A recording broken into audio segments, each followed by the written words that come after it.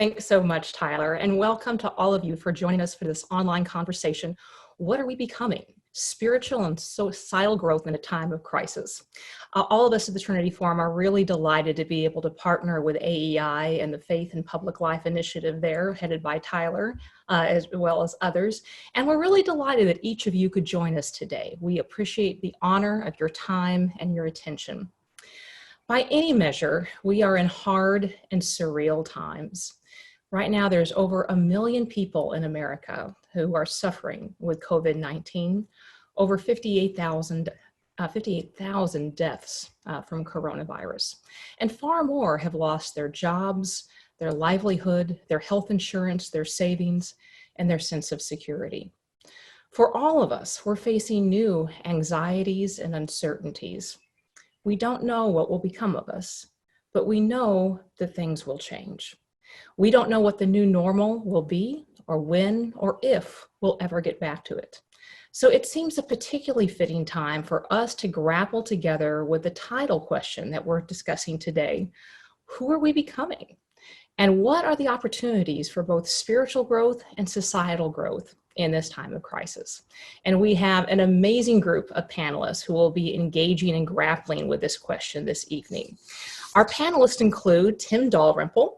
Tim is the CEO of Christianity Today and a former academic who left the university to lead or co-lead several different entrepreneurial ventures. He's also been writing a series of meditations on the coronavirus, which you can see at Christianity Today. In addition, we'll be joined by Esau McCaulley. Esau is a New Testament professor at Wheaton College in Illinois, as well as an ordained priest in the Anglican Church, and the author of the forthcoming and much anticipated work, Reading While Black. And finally, we'll be joined by Matthew Lee Anderson. Matt is a fellow at Baylor's Institute for the Studies of Religion, as well as the founder of the online journal Mere Orthodoxy, and a frequent writer on issues of faith, culture, and history. Tim, Esau, and Matt, really glad you all could join us. So we're just going to dive right in here, and I'll start off by asking you individually about questions, but please all feel free to jump in when you have thoughts. So we'll start with Tim. And Tim, you wrote a series of really wonderful meditations in Christianity Today, but I'm going to quote from one from about a month ago, which you wrote about suffering and illumination. And you wrote this: suffering illuminates the architecture of the soul. It makes us transparent to ourselves. It makes others visible to us who were not visible before. And it makes plain our need to rest wholly in God. What do you think our current crisis has revealed to us, both about ourselves and our society, that may have been hidden before? Thanks for the question. Glad to be here. Thanks to everyone who's attending. Yeah, that reflection was really prompted by my own experiences. I was a gymnast earlier in life, and I broke my neck in a gymnastics accident, a fall from the high bar, during my college years. And that was just a profound change in the trajectory of my life. And I learned that I would suffer chronic pain as a result. And what that traumatic experience meant to me 1 week after the event was very different from what it meant to me a month later, and 3 months later, and a year, and 10 years later. And it was the kind of event that you continue to interpret back over time and understand in deeper ways the significance of what it taught you. And I think in a lot of ways, this pandemic experience will be similar for us, that in the midst of it, you're caught up in navigating the daily pressures, the daily needs. And then when hopefully you come to the end of it, it's something that you're going to continue to reflect on and draw new meaning from. And my experience really was that there were questions about my being, about who I am in relationship to God, that I was often just too busy, too proud, too distracted to ask.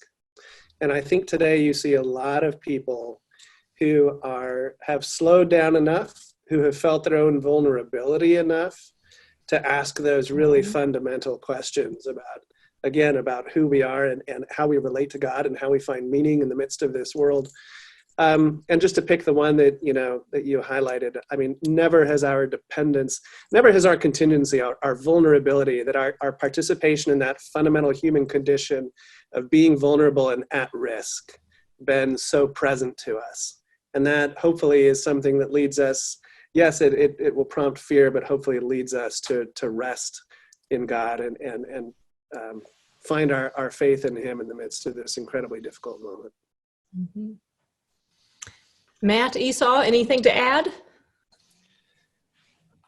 No, there's a lot that Tim said that I really agree with. I think that I have a less introspective thought, but hopefully a more optimistic thought. I've been very pleased to see the extent to which Americans have been willing to sacrifice for one another.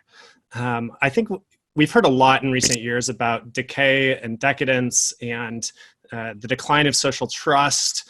And a pandemic is really unique in that it threatens to disrupt social trust in a particular way. It means that neighbors are potentially enemies with neighbors in a special way, because I might transmit the virus to someone unwittingly, but I still might be culpable in doing that.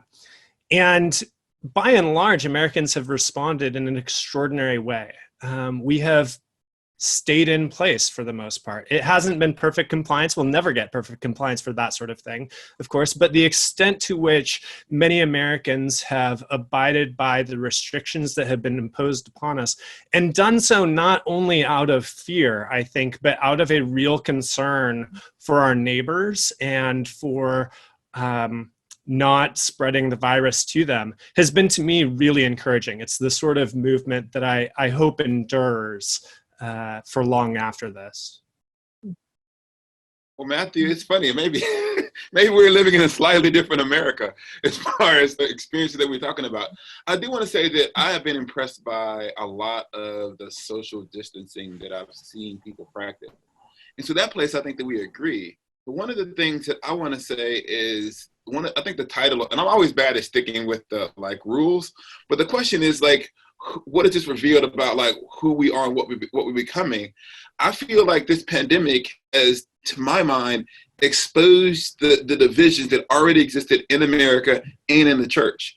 For example, I have an Asian American student and 2 Asian American colleagues who at Wheaton who've been within a mile of in Wheaton proper, who've been the victims of verbal racist assaults. And so the Asian American Christians who I know personally have spoken about the ways which they've been either harassed or spoken about as a result of the coronavirus.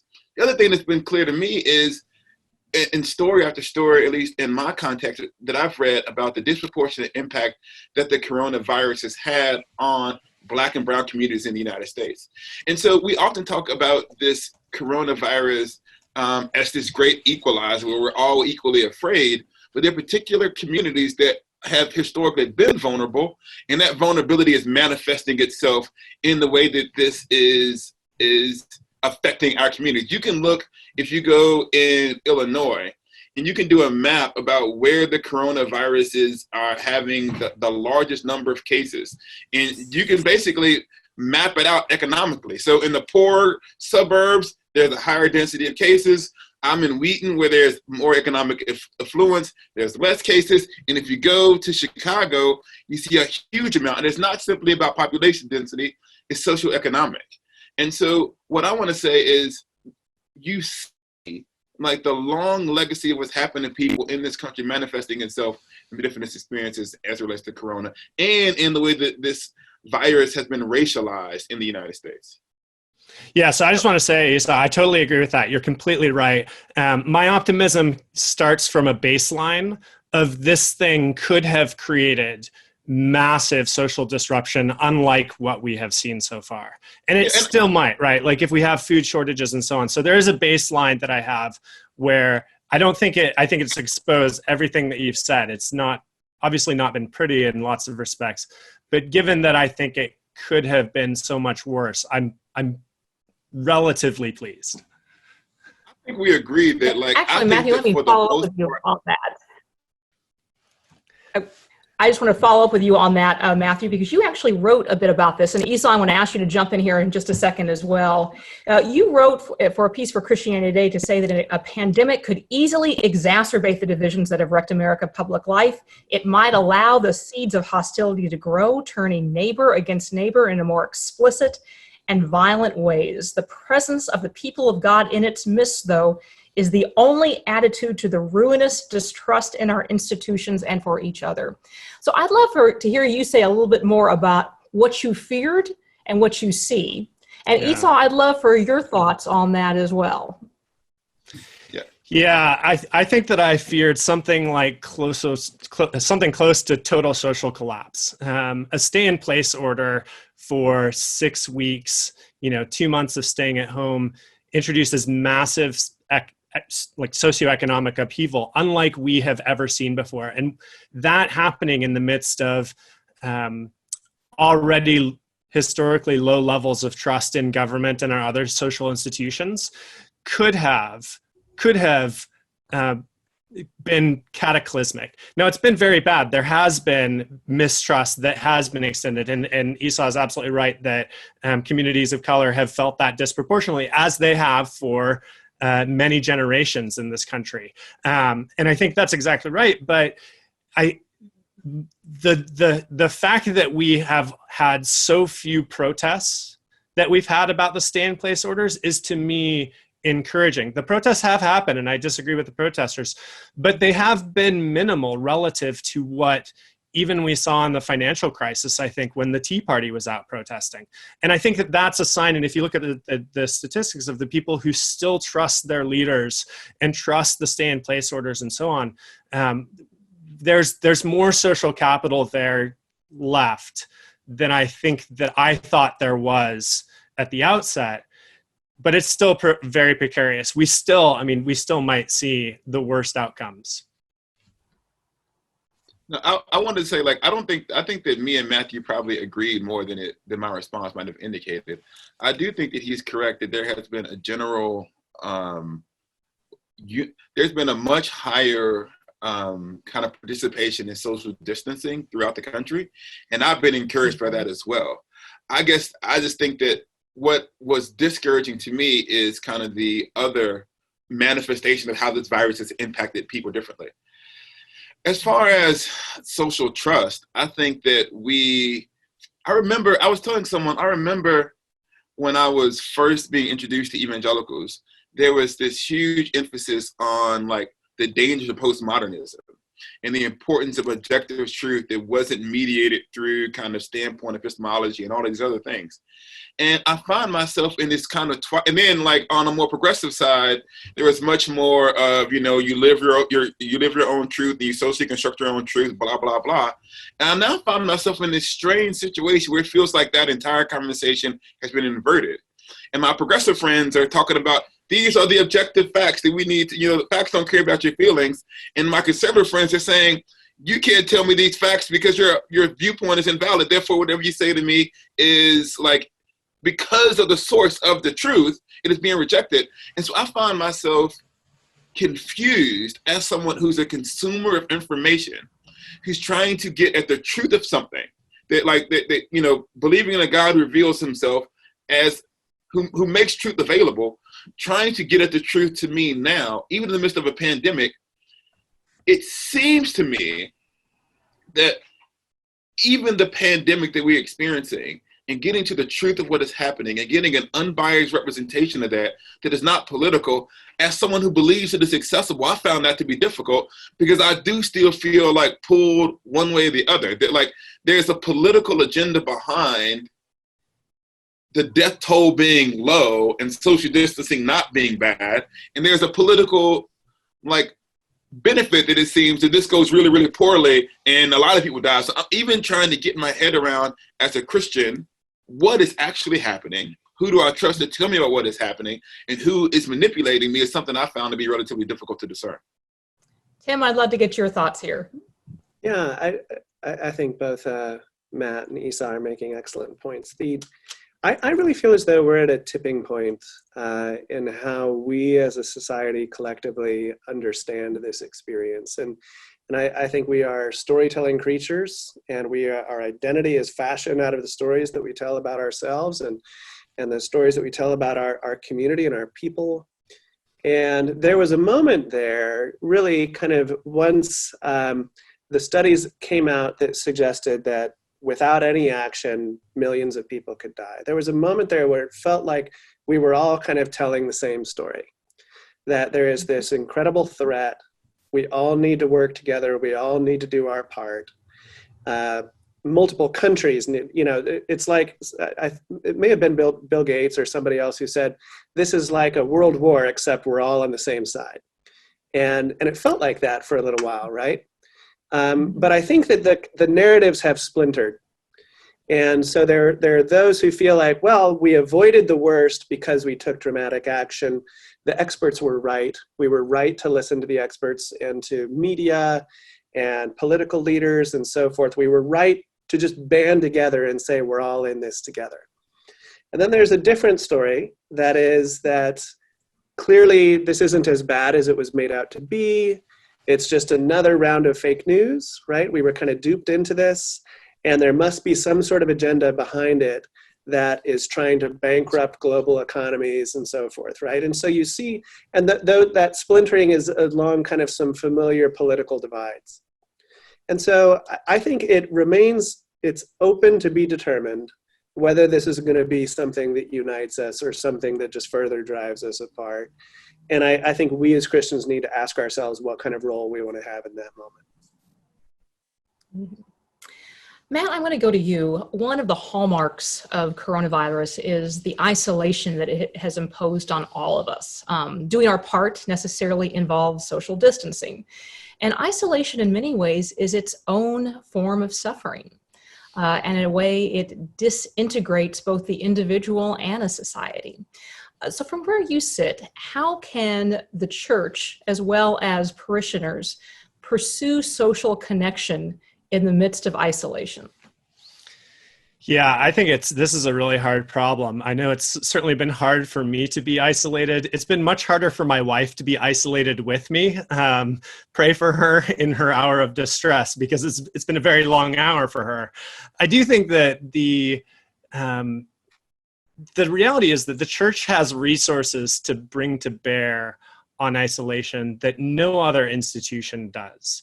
I think about Paul in 1 Corinthians, where he talks about his presence being with the Corinthians in and through the letter.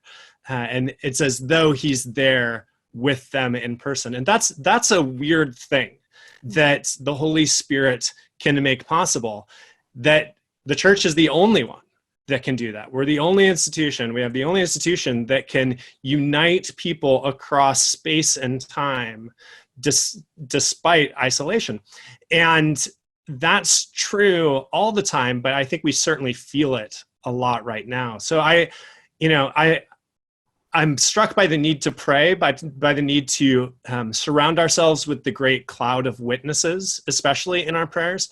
I'm also really struck by the need to embrace silence, which seems perhaps counterintuitive because we're already so isolated. There's already the temptation of, becoming more reclusive than we already are. But it seems to me that one of the things that we've done is reached out to technology to connect ourselves with others, and that's good. But technology has real limits, and we discover those limits in and through encountering silence. And so from my standpoint, the way in which we can cultivate a healthy spiritual life in the midst of enforced isolation is paradoxically embracing it, taking the enforced isolation and willingly becoming silent in the midst of it, letting our tools, letting our technology go to rest, so that we can prepare ourselves to be present in a particular way through the Spirit with others in prayer. Esau or Tim, anything to add? Sure. So I wrote my doctoral dissertation on Kierkegaard, and along the lines of your opening question, one of the things that he would talk about is the school of suffering and whether we're willing to learn suffering has to instruct us. And I think that this is kind of a suffering of isolation that many people are not accustomed to.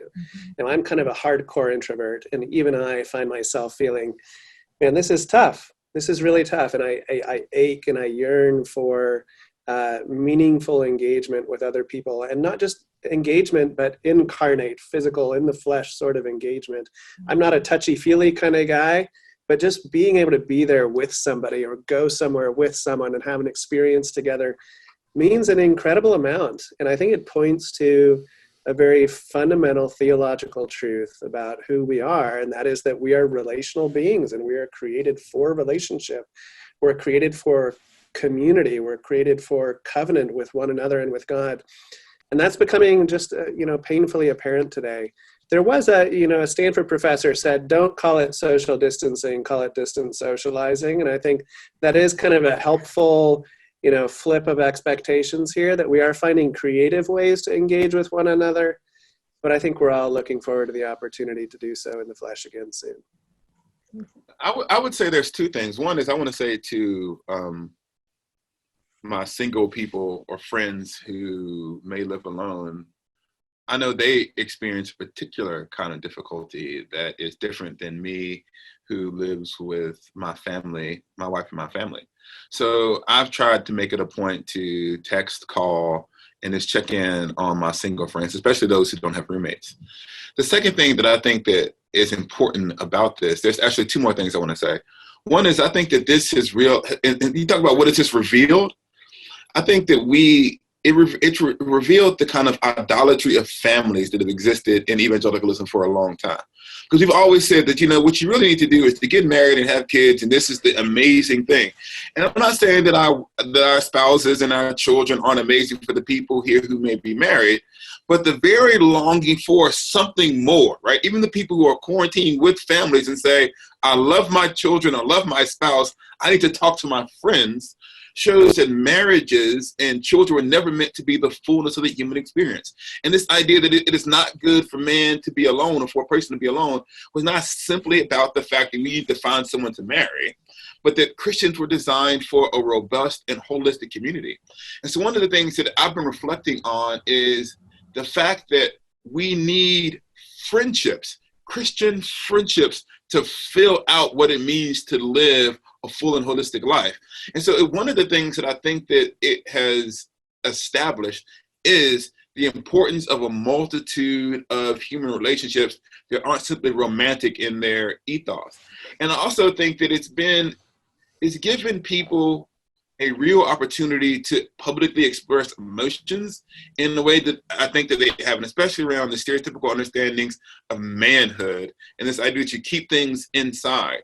But I've seen more people say, I have a friend who's sick with COVID-19, could you pray for them? Or people who said, I'm having a very bad day. And so it's given people this freedom, this shared sense of loneliness. It's given people a freedom to express emotion in ways that I think previously would have been unheard of, even to the point where it's not just COVID-19. People feel comfortable talking about other suffering, right? And so I have a friend who's struggling with cancer in the midst of COVID-19. And so I think that our withdrawal has manifested, the freedom to express ourselves, especially as men, with real emotion in a world that kind of encourages you to be stoic. It's shown that we need more than simply marital relationships in order to be holistic. And I think it's given the people who are in married relationships this reminder of the people who we might be tempted to forget, which is a continual problem in the church. The church is designed for, or we think about married people first, and single people are oftentimes this addendum that, we try to fix the problem of singleness to get them married. And so I think that the particular vulnerability of people who may be isolated has been manifested by this. And hopefully the church keeps that in mind on the other side of this, that we don't just go back to ignoring the singles again when we gather together as a community. That is a fascinating point, Esau. And one of the things that coronavirus is going to do and the social distancing that results from it is, in a sense, spread an epidemic that is already awash in the land, which is an epidemic of alienation and loneliness. We've had close to 60,000 people pass away from COVID-19, which is around the same number of people who die each year from opioid addictions and overdoses, and around 45,000 people per year who die from suicide. So there is an epidemic of loneliness and isolation that's already there. How do you think that the church having to grapple with the isolation caused by COVID-19 will impact their ability to reach out more broadly and to the alienated and lonely people across the country? Esau, why don't you? I think that it's been really interesting. I've been really, really impressed by pastors in churches that aren't super technological, who have, like, on the drop of a dime. I mean, like, I think our church had a 2-day notice before they went from saying we're going to meet to we're going to meet virtually. And so in some sense, I think that the church has done a tremendous, they've been missionally flexible. But as someone who has been dutifully attending virtual worship for the last 6 weeks, its utter insufficiency has become clear to me. And so it's given me a renewed appreciation for something that I did instinctively, which was embodied community, actually worshiping with real human beings. It's not just about the songs, it's not about the quality of production, it's not about the sermon, it's about being in a physical space with people. And the lack of that being in a physical space with people, the ache that causes, hopefully creates in a church some awareness of the alienation that people experience outside of COVID-19, right? Some people weren't lonely because they were put because of a pandemic. They were just lonely because they didn't have relationships. And so what I would hope that the church does is create more opportunities for social interaction that are kind of low stakes. And what I mean about that is, of course, the church's job is to reach out with people with the transforming love of Christ and introduce them to relationships with Jesus. But we have to find ways to invite people into community that isn't the Jesus juke, right? You come here and then here's the gospel presentation. But invite them, continue to find ways to invite the lonely into community where they're slowly over time introduced to the person of Christ through a series of social interactions. And so I hope that the church becomes, when appropriate, that third space that kind of Starbucks is, where people just kind of gather to be in community. That's what I would hope will come out of it. So, Tim, do you have thoughts on that from your church? Yeah, I do. Thank you. So you're right, Cherie, that deaths of despair have been, with the exception of the very last year, I mean, they've been climbing and climbing and climbing. And so whether that's suicide or death through overdoses and so forth, and having a disparate income on people who are not socially connected, who are not kind of wrapped into meaningful multi-layered community like Esau was talking about, as well as people who are unemployed or underemployed, and people who have chronic health issues. And so none of that is going to be helped by the COVID pandemic, right? 25 million people have lost their jobs within the last 5 weeks or so. And the economic impact, I think there is so much that we're at the very beginning of experiencing the long-term impact of the pandemic, both domestically and internationally. So I think there's going to be kind of a collective PTSD for a lot of people once the crisis moment has passed, and there's going to be profound needs for effective pastoral counseling within congregations. So I think there's the psychological aspect, psychological and spiritual aspect here in the US. There's so many places too where, because of the social distancing, people in developing nations are not able to go out and work the farms. And so there's not going to be a crop, and there can be famine that's heading their way, right? Or people who no longer have work in other ways are forced into ways of earning money that are unhealthy for them or for their children. And so you see organizations like IJM seeing the impact for sex trafficking and the online sexual exploitation of children. You see so many other organizations like Compassion and World Vision who are very active in trying to keep people out of these situations where right now they're sheltering in place, but a month or two from now they may be fully starving, right? And we haven't even begun really to sort through all of those things. And I certainly hope that this, we'll be able to look back on 2020 as a year in which the church really rose to the challenge and claimed its identity and served the purpose that it's supposed to serve, both proclaiming the gospel and being the hands and feet of Christ, reaching out to all of these people who are suffering in all these different ways. Yeah, Tim, I think you're exactly right. That this, the deaths of despair and so on, they're economic and social problems that this is only going to exacerbate and make much worse. But it seems like coronavirus has highlighted one particular moment in a person's life where being alone is especially hard, and that is at death. I think one of the hardest things that I have seen has been the stories of people who've not been able to be present with their loved ones as their loved ones have been in hospitals. And to me, that's a moment where the church has a special responsibility to be present. Hospice care in the UK and the US is largely an evangelical Christian idea. In the UK, it was a movement that was started by British evangelicals, and the church has really seized that. Hospice care, the need for it is only going to grow over the next 15, 20, 25 years as our population continues to age and as the long-term economic and health consequences of this work themselves out through our population. And so to me, one of the major opportunities that the church is going to have is to be present with people as they die and to be with them, even if they were be alone in that context. One of the things that you mentioned there was the aging population. And I know there's been a lot of writing about this beforehand that we largely ignored, is how we've, in America, kind of pushed the old off to a place where we can't see them. And where recently death has been invisible. And so instead of people dying in their homes, they died in hospitals.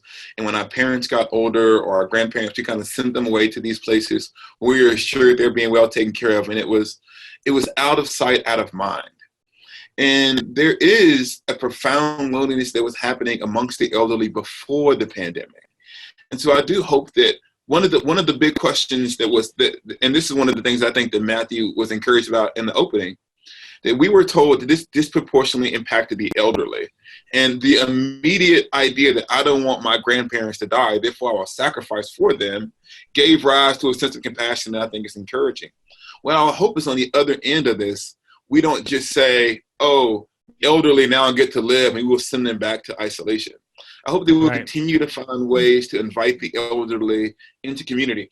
In my church in Scotland, it was an Anglo-Catholic church. And so when we would take the bread and the wine, like from the congregation to out to those who were sick and shut-ins, one of the things they would do is they would have a candle that led the bread and the wine out of the building into the community. And when the bread and the wine passed by, everybody would actually bow. I know for my evangelicals, this is going to like scandalize them, but get over it. but this idea that taking the bread and the wine to those who cannot gather is this sacred opportunity that the entire church recognizes in ritual, was a way of signaling the value that the community of faith placed upon real personal ministry to those who couldn't get to the congregation. And I hope that desire to minister to those who are not physically able to be present continues through the end of the virus. Let's address the topic question directly, which is, who are we becoming? And Tim, I'd like to start with you. Just how are we changing as a result of this pandemic? Sure. Well, first of all, I think we don't know. We don't know yet. As I said earlier, I think we're at a sort of tipping point on whether this is going to be a moment that unites us or a moment that divides us, on how we're going to understand what this moment meant and the lessons that we might learn in the midst of it. I think we also just don't know how deep and how long this season will be. And so I hear a lot of, fairly confident prognostications from folks about just how profoundly it's going to change everything, right? And I think that may be true, but the truth is we don't quite know, and a lot of it does depend on the stories that we tell ourselves about what happened. So you might say, is this a change of weather, or is this a change of climate, right? Is this something that's going to pass, or is this a fundamental shift in our environment and our circumstances that requires everybody to adapt? Now, I tend to lean more toward the climate side, but I'm also aware enough of my own finitude to say that we don't quite know. And I think it does depend. 6 months from now, are we still in the midst of this?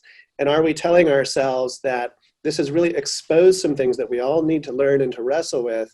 Or are we looking back and saying, boy, that was a total overreaction, and we were manipulated into this, and it just kind of falls into the same political, polarized categories.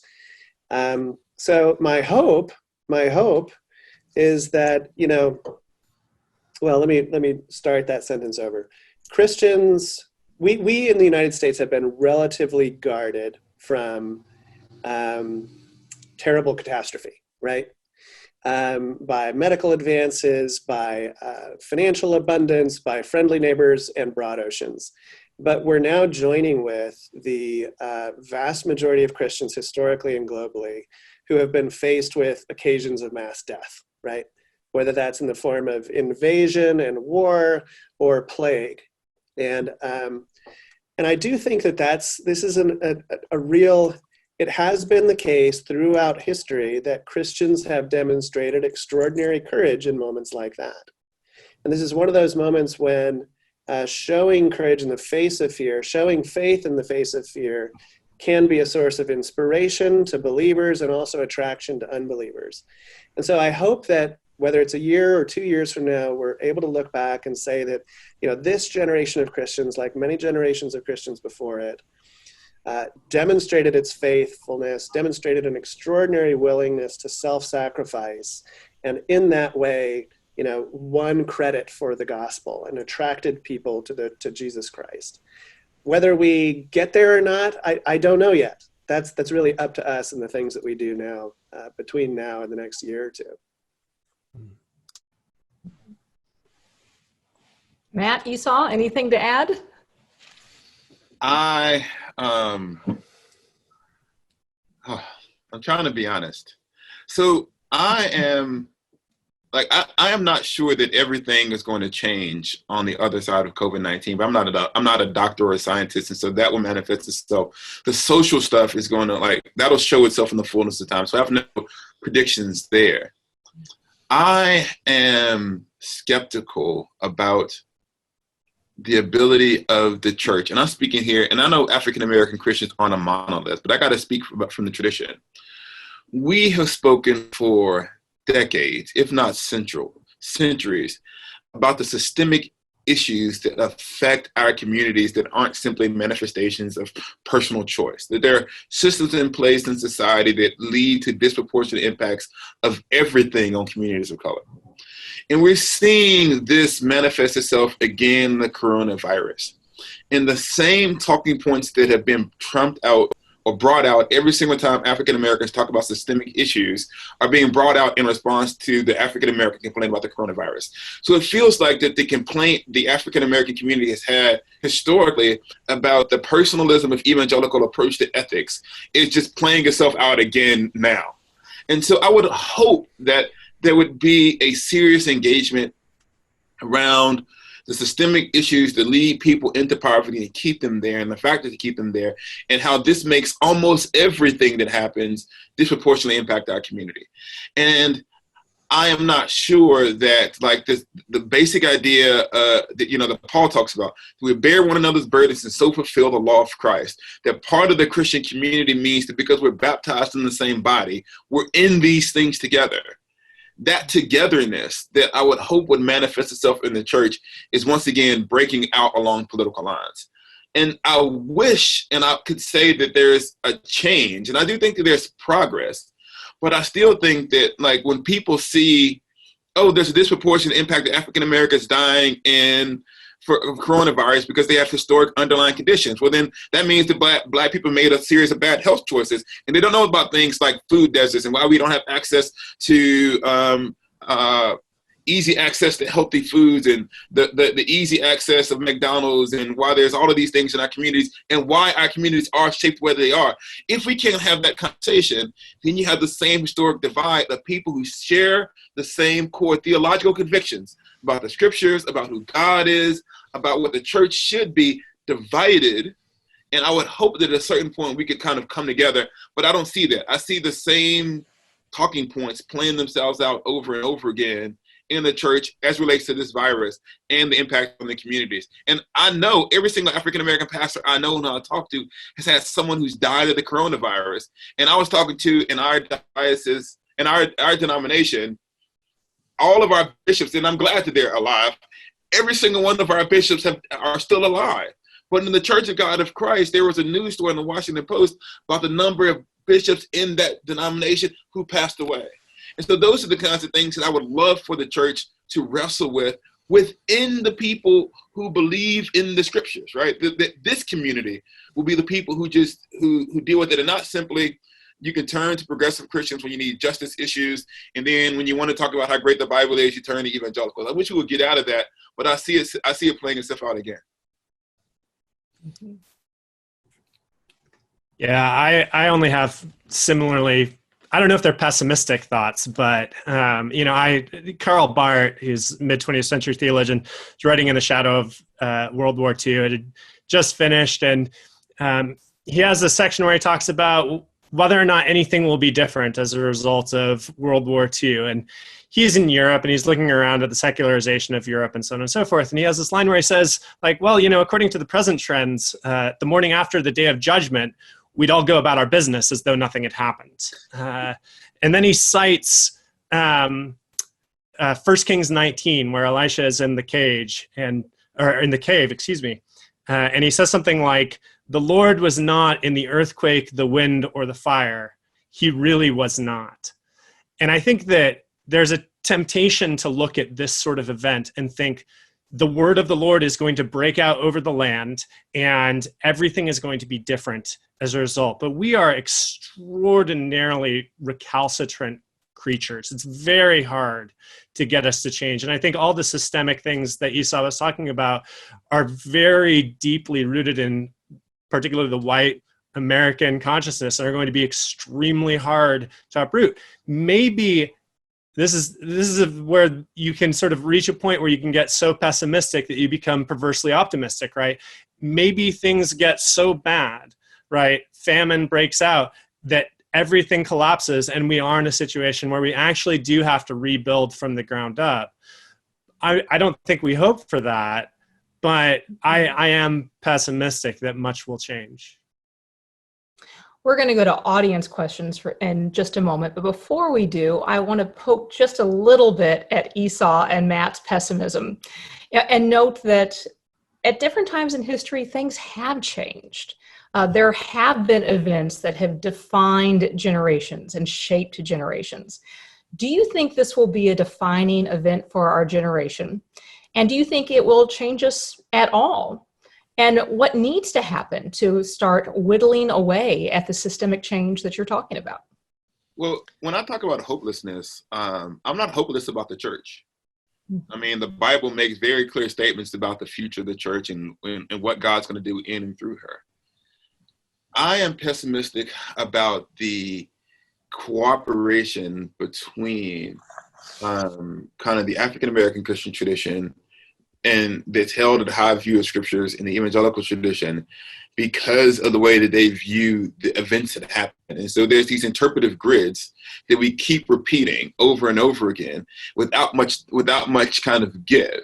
And so what it's going to take is another accounting of kind of what's going on both in the past in America and in the present.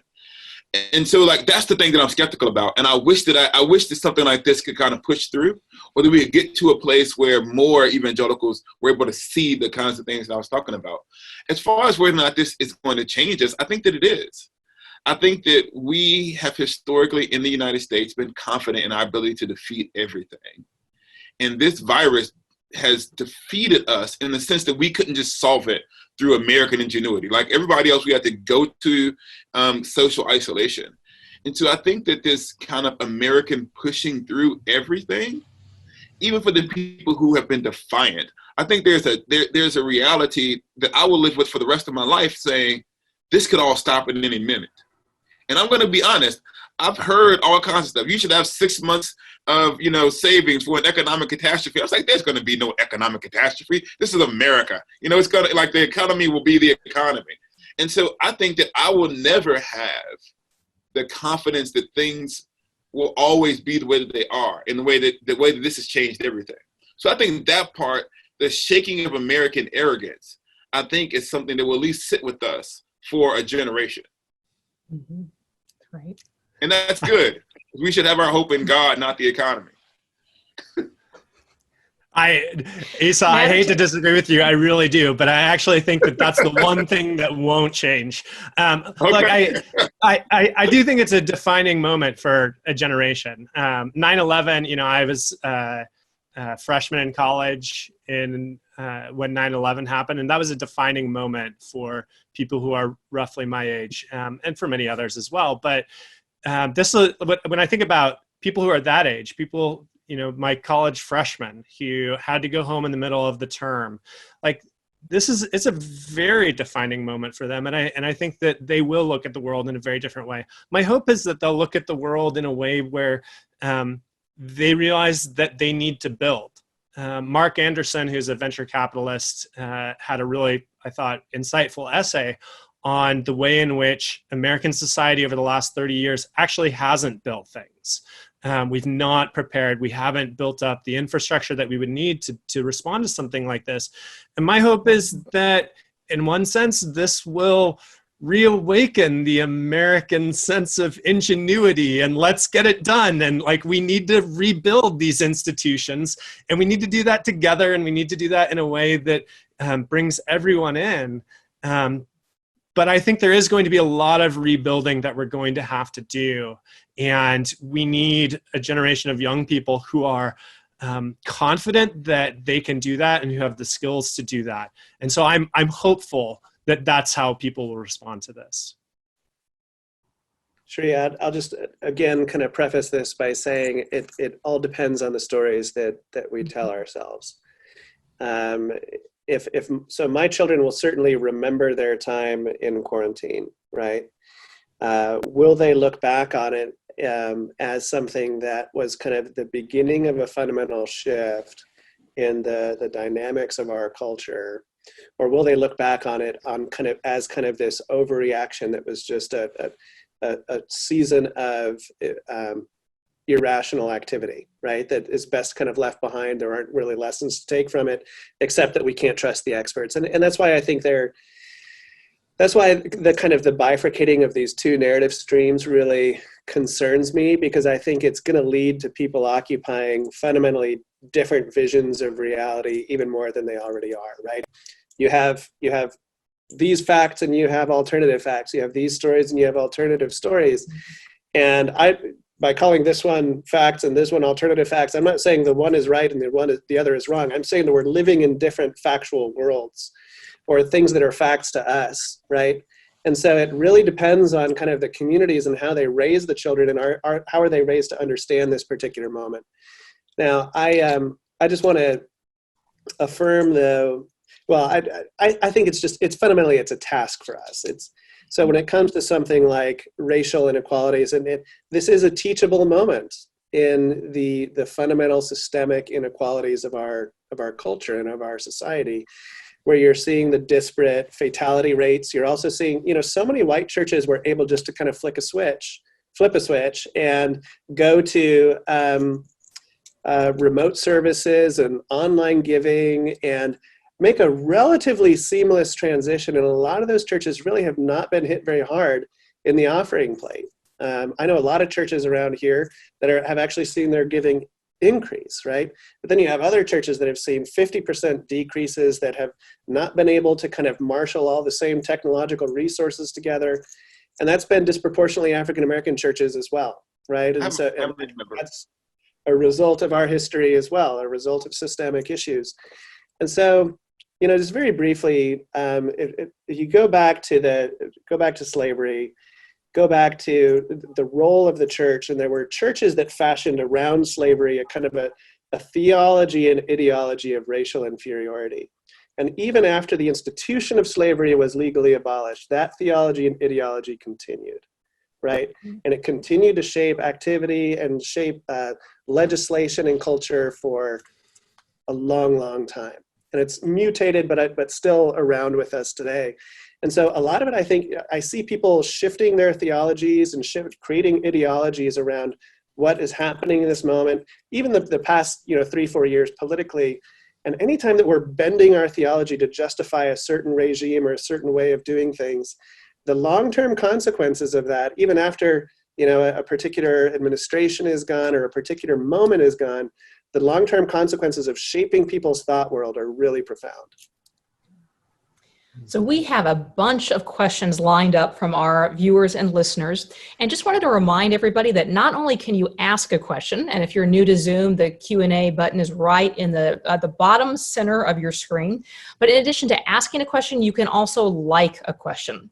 And the more likes a question gets, the more likely we are to ask it. So we'll start out with the most popular question with the most upvotes, which comes from Bob, who asks, this pandemic has forced us to re-examine individualism, materialism, and the almost salvific belief that the political realm is worthy of our deepest trust. What can the church do to fill the void since these cultural idols have been exposed? Matt, why don't we start with you? I mean, the church should be the church. It should announce the good news of the gospel to the world, and it should do so both in the pulpit, wherever that is these days, but also through its sort of ordinary life. I think one of the things that our church has done that I've really appreciated is we have called everyone once a week. We've just checked in, and it's been 15, 20 minutes sometimes of conversation. I think that the sense of connection with the church is, as Esau was saying earlier, something that I think we'll feel a lot more. We have felt a lot more than we may have historically because we've been deprived of the ordinary gathered experience. So in terms of what the church can do to fill this spiritual void that this pandemic has exposed, I think it needs to preach the full counsel of the gospel in word, deed, and sacrament. And if it does that, it will offer the hope and the renewal that only the church can bring. I want to say it depends on what you mean by kind of exposing idolatry. Because, and I don't want to always refer to the African American tradition because I'm Anglican too, but I'll say a few more things about this. We've historically had distrust of the government. And so like the African American cynicism about kind of political action being the salvation of the world, or there's this idea of an America that we're trying to preserve, has been something that we've been historically skeptical of because we've been the victims of oppression. And so what I want to say is that what I would hope would happen is that the church, that Christians would learn to be surprising again. And what I mean about that is I can kind of tell right now by the nature of the story what a certain segment of my friends are going to say on the left and in the right. And I think we're going to begin to be discipled along the way of Jesus when our political responses can't be pre-adjudicated before the conversation is out. And that we actually find not necessarily a third way that just kind of rejects the binaries, because sometimes one group is right and sometimes the other group is right, but in which you kind of have a nuanced Christian public witness. And that Christian public witness is both engaged in the public society. We understand that there's a bigger job that's going on.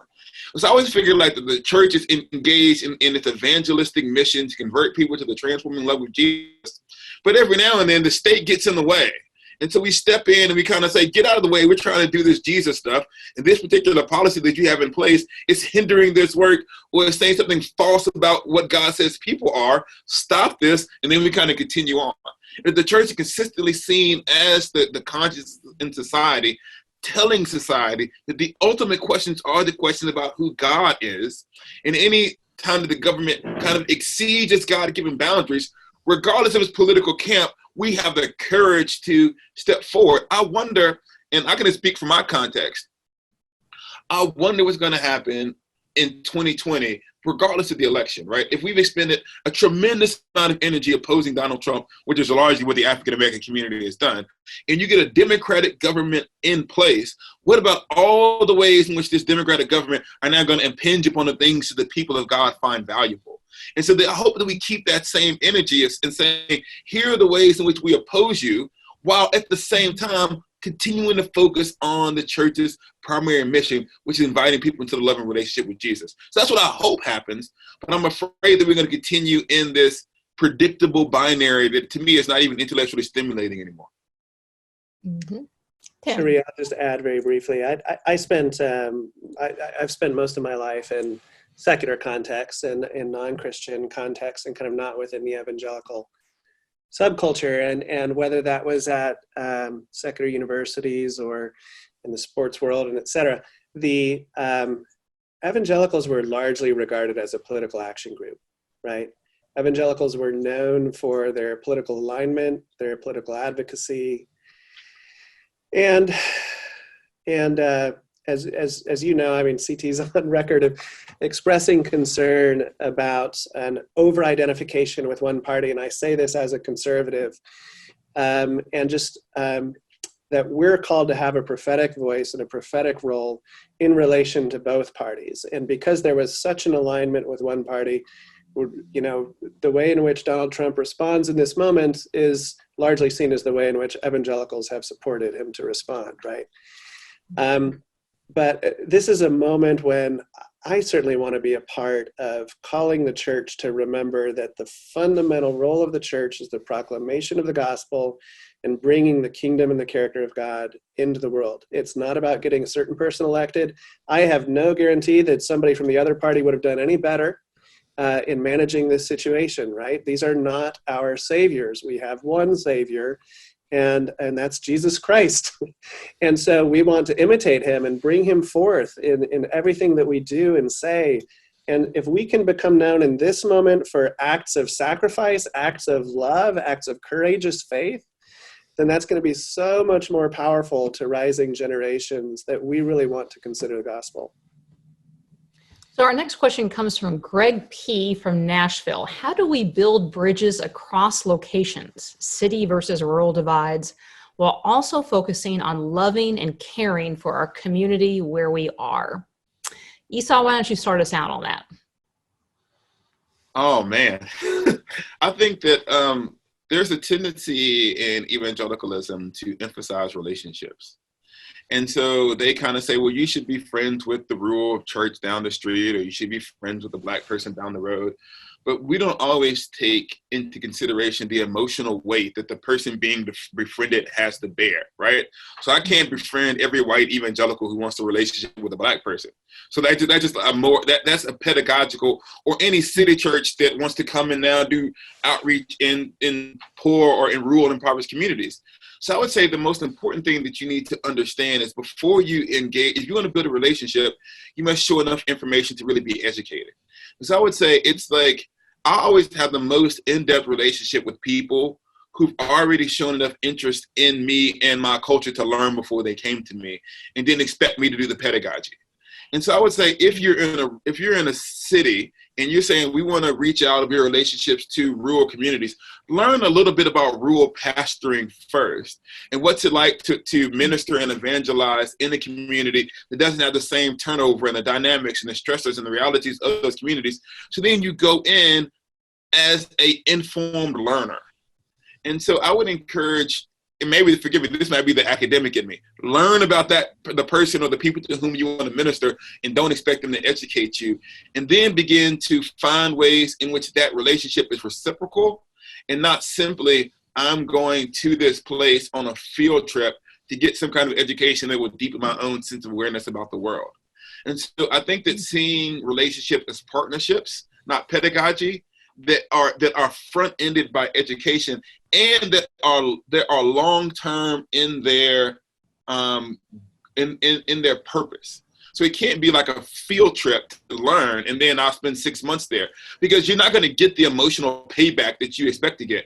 If you come into an impoverished community, the first assumption is going to be the skepticism that you're just yet another person who's going to come and go.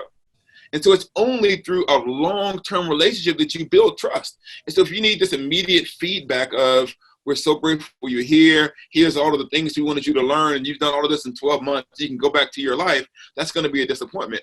But if you have strategically prayed and said that God is calling our congregation into community with this place over a series of years and even decades, and this is where God has called us to invest, we've educated ourselves, and we pray for God to open up the doors into that community, that's the way the relationship works in a way that is not paternalistic. Mm-hmm. Matt and Tim, anything to add? Otherwise, we'll go on to the next question. Matt. I think that's great. Great. We've got a bunch of questions lined up. So this next one is from an anonymous attendee who asked, are all of you still employed and receiving your regular compensation, as I am? Many of the protesters are not, and I just don't think it's possible to comment on their behavior from our comfortable living rooms. Could you comment on the divide between high earners dealing with staying at home and the folks who stand to lose everything? Tim, why don't you lead us off on that one? Yeah, thank you, anonymous attendee. I hope you're still on and hear the answer to this. So I, like a lot of people, I feel a degree of guilt even that my life has not been adversely affected nearly to the extent of so many others. And yes, I've kept my job. Thank the Lord for that, and same for my wife. And I just want to be clear that when I talk about a sort of two diverging streams and narratives, I'm not talking about the people who are advocating staying at home and the people who are advocating going back to work. I think that conversation has unfortunately been so badly polarized that we need some people to step into the middle and say that, there are honest trade-offs here that we need to talk about. And so I think about this as a philosopher, and philosophers like to come up with thought experiments. And so if we had a disease that was coming in that was going to kill one person and cost us $100 billion in economic development that we otherwise would have had, we would probably say, okay, we're not going to require everybody to go into their homes, right? On the other extreme, if we had something that was going to cost the economy $10 billion, but it was going to save 100 million lives, we would all do it, right? We would all do it. So we're all somewhere on the spectrum. There's not a sort of either an all or nothing position on this. The question is, where do we draw the lines? How do we hold, on the one hand, the loss of life to coronavirus, but also the loss of life that comes from the deaths of despair, that comes from the lack of economic activity, that comes from food shortages and so forth, and also the loss of livelihoods, right? And those are very, very real questions. And I haven't seen a whole lot of people in the middle who are acknowledging that both sides have legitimate points to make there, and we need principled ways of making decisions on when to open. Tim, I've got 4,000 words at Mere Orthodoxy on just that question that you are welcome to read.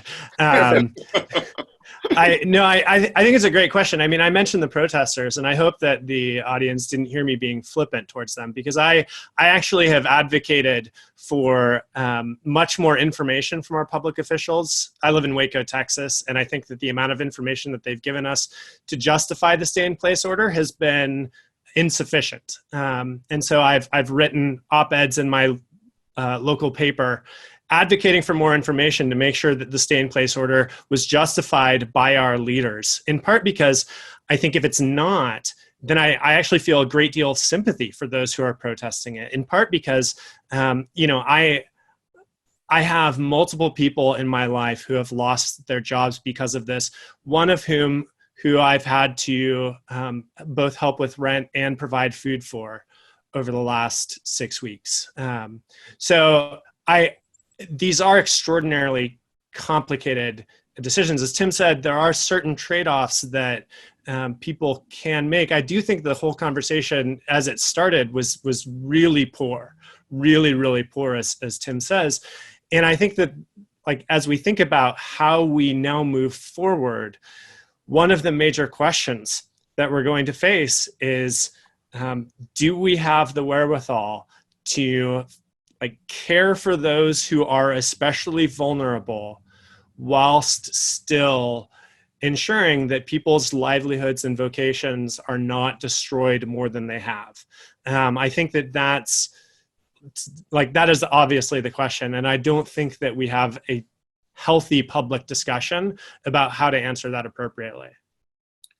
Well, I want to say this. I teach, so you asked me, so I have continued to teach at Wheaton College, and I expect to, so I've kept my job because the students needed a teacher. My wife, just to be complete, hope she doesn't get mad at me. She's probably not listening anyway. But she's a pediatrician. They cut her hours in half and her salary in half. And this is where we are. So we were economically impacted by COVID-19, but we're able to survive, and I think we'll be okay. I think that there is two things I want to say about the protest, though. There's a difference between asking the question whether or not, all of the shutdowns have been justified. That's one question. But we can't also ignore who's actually able to protest and the means by which they're able to protest. The idea that you could be in front of a state house armed to the T is the kind of protest that only certain Americans can have. And if you had 100 Black people who were really, really upset about the government shutdown, and we were standing there yelling and I'm saying I am sympathetic to the question. We can't pretend like even the manifestation and how these protests have been covered haven't been racialized. And the response to the protests that I've seen compared to the response to protests that have happened in the African-American community and how those things are militarized are themselves a question worthy of discussion. So we can say, yes, we can talk about whether or not we want the government open because we have the privilege to be able to stay in place.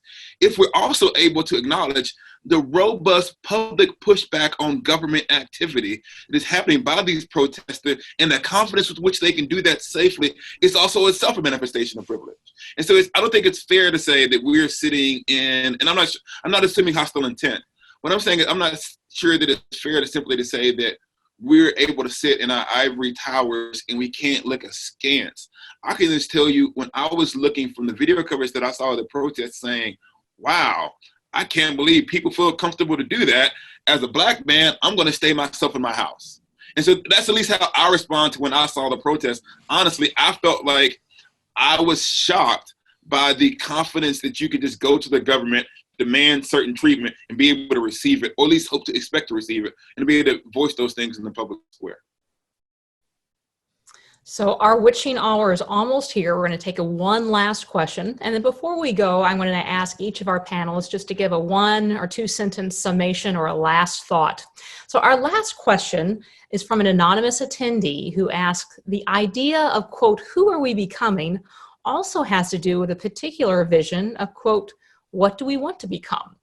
How do we paint a more unified vision of what we hope for in our society to become that rises above political visions alone or political divides? Tim, why don't you start us off there?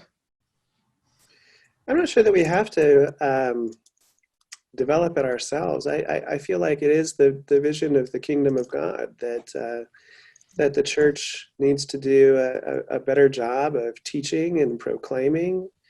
And if there is any moment in which we can learn our shared frailty, our shared need, our need to work alongside one another and to get into the trenches of life together and recognize the inequalities and address them, and then this is that moment.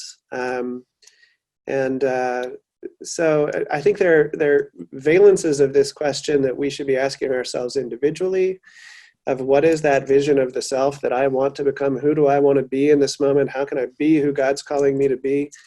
But as I look at kind of the collective and social, I think we need to return to a really robust theology of the kingdom of God and think about how that applies to our culture. Esau. Yeah, I'm less concerned with kind of what the American public culture becomes, and I'm much more concerned with the church and the church's witness. And I would really love to see a church that, and I know this is Pollyannish or whatever the language is, that a church that was united around these core things that Christians have always believed, the authority of the scriptures, the creeds, and we were able to combine that thick orthodoxy, or at least a significant portion of that would be a viable and consistent public witness that crosses racial and ethnic lines. So not that we all have to all be in the same church, but there was a multi-ethnic coalition of Christians committed to the great tradition who were able to witness to an alternative way of being in the world. So I think the church as a united witness is what I would hope we would become. And that's what I work for in the things that I write and the things that I do, is that hopefully that's what we become. And if America listens to that witness, or if America doesn't listen to that witness, is not my concern. My first concern is the kingdom, and that the church bears witness to that coming kingdom, and how the kind of rest of the non-believing world responds to that is between them and God's providence. Matt. Yeah, I think that's a great word. When I think about the question, I mean, partially I think about what's at the heart of the kingdom of God, what's at the heart of the church. And there's a sense of abundance and of generosity that I think lies at the heart of the witness of the kingdom. God's resources are never ending. His mercy never fails. His love goes on. And I think that sense of abundance of the gifts of God given for us within the church for the world is, to me, what I hope we're able to recover. And I think that like part of that means being generous towards those we really disagree with. One of the things that pains me is the extraordinary lack of generosity among white conservative evangelicals towards people that we disagree with. Part of that, I think, is monetary. I think we're going to be tasked with having to go against all of our instincts as the economy continues to struggle, and as we feel that, we are all, each of us, going to be inclined to try to save and preserve our resources. And I think that the church is going to be called to do the direct opposite of that and give really painfully and sacrificially. And so I think as we try to embody the kingdom of God, for me, it's a task of becoming a generous people that I think lies before us. Thanks, Matt. As we wrap up, I want to let everybody know that this program will be recorded. AEI will have the video recording on their website in the next few days or so. I want to especially thank the Institute for Faith and Public Life at AEI for hosting tonight, as well as all of our panelists for their time and insights. And we're going to give each of you the last word, and would love for each of you just to provide one or two sentences, a final thought or a summing up on the topic. So Esau, if we could start with you, that'd be great. Oh man, I was going to use that time to think of something profound to say at the end. I want to say that crises in the moment, we can't tell what we're supposed to learn from the crisis in the moment. I think that Tim is correct, that we won't learn the lessons from COVID-19 until we have the space to reflect upon them. But what the crisis has done is kind of revealed in a particularly poignant way the current struggles that the church is facing. And I hope that we take advantage of this moment to look unflinchingly at the ways in which this virus has exposed these things, and begin to commit ourselves to this, and to always, and this is one of the things that I want to say, always allow the resurrection to define our plausibility structures. And so as a Christian, I believe that there is nothing that is impossible. Like the most impossible thing to do is for someone to defeat death. And the God who can defeat death can defeat racism, he can defeat the divisions in the church. And so I think the Christian is always unflinchingly realistic about what's going on in the world, but hopeful because we serve a risen Lord. And so I hope that the hope that we have in the resurrection overcomes our cynicism and allows us to address the problems facing the church with a resurrection-inspired belief that the future can be better than it currently is. Esau, thanks so much, and thank you for joining us. Matt, one or two sentences, final thoughts. I